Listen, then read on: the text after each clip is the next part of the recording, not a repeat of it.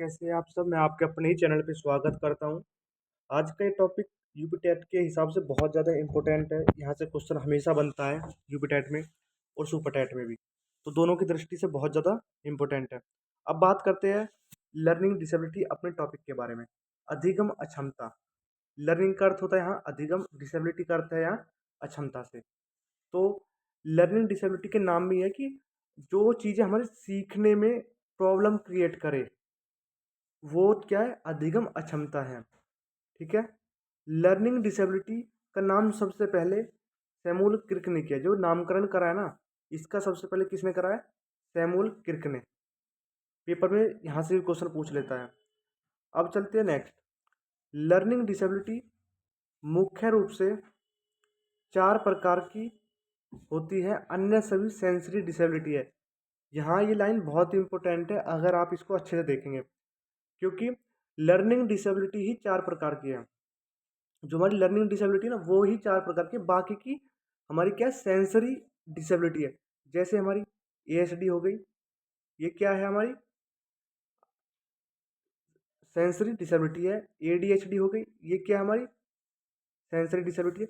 उसके बाद में बहुत सारी ऐसी डिसेबिलिटी है जो हमारी सेंसरी डिसेबिलिटी के अंदर आएगी। लर्निंग डिसेबिलिटी के अंदर हमारी 4 डिसेबिलिटी आएगी। कौन कौन सी है वो आप देख लो। ये रही आपकी लर्निंग डिसेबिलिटी।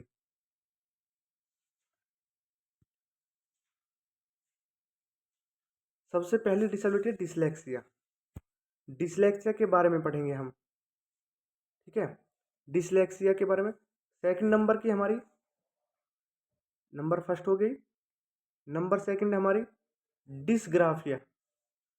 फिर हम डिसग्राफिया के बारे में पढ़ेंगे। नंबर थर्ड क्या हमारी?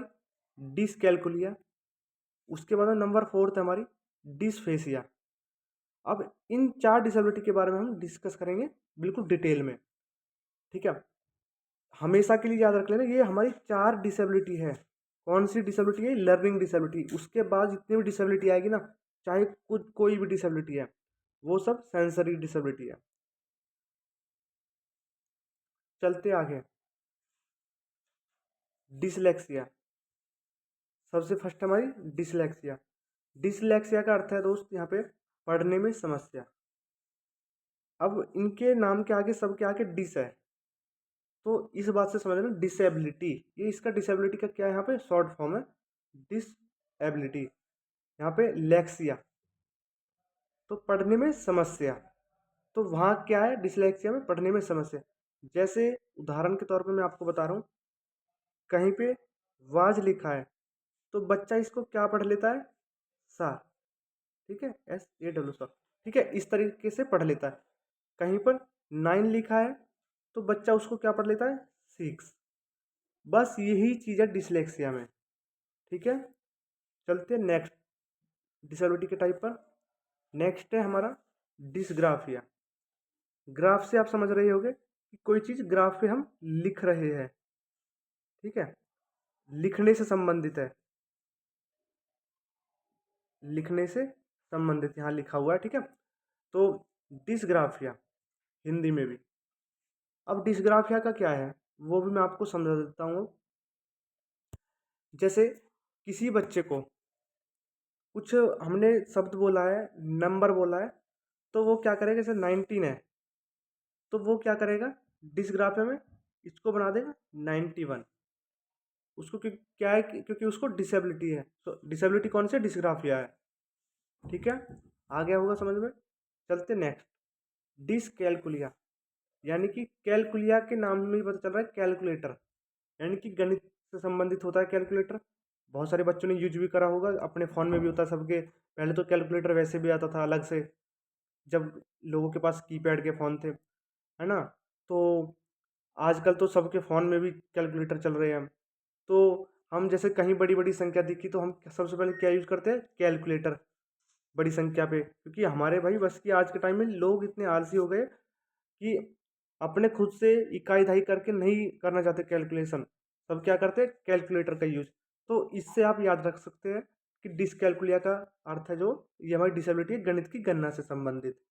ठीक है, अब क्या है? गणित की गणना कैसे है? यानी कि 3, 31, 32 बहुत बड़ी बड़ी संख्या की जब वो प्लस करेगा तो उनका आंसर क्या आएगा? रॉन्ग। ठीक है, वही क्या है, डिसकैलकुलिया बच्चे को। अगर डिसकैलकुलिया बच्चे को तो वो छोटी संख्या पे भी गलती कर देता है कभी कभी, तब क्या है, आपका डिसकैलकुलिया है।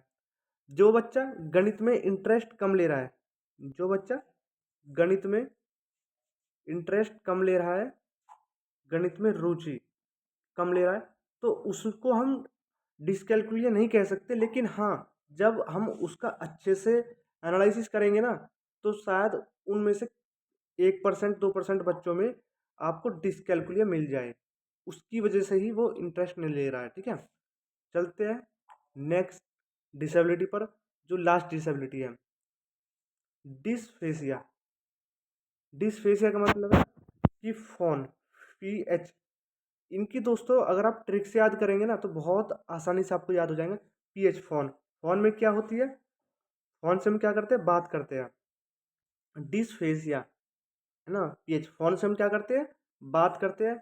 जब बात करने में कठिनाई हो, यानी कि भाषा को समझने में समस्या है, यानी कि फोन पे बात जब हमें समझ में नहीं आती, तो इस तरीके से आप याद रख सकते हैं कि भाषा को समझने में समस्या। ठीक है दोस्तों, आपको मैं उम्मीद करता हूँ चीज़ें समझ में आ रही होगी। ठीक है, तो ये थी हमारी लास्ट डिसेबिलिटी। अगर वीडियो अच्छी लगी हो, वीडियो को लाइक कर देना। ठीक है, आपका एक लाइक मेरे लिए बहुत कीमती है। अगर आने वाली वीडियो आप देखना चाहते हैं तो थोड़ा सा आप सब्सक्राइब कर सकते हो चैनल को। ठीक है, और वीडियो शेयर करने के लिए नहीं बोलूँगा, क्योंकि अगर आपने देख लिया मेरे लिए वही आप एक अमूल्य चीज़ है। तो लाइक और सब्सक्राइब चैनल को कर देना। नेक्स्ट मिलते हैं नेक्स्ट वीडियो में, तब तक बने रहिए आप हमारे चैनल पर। धन्यवाद।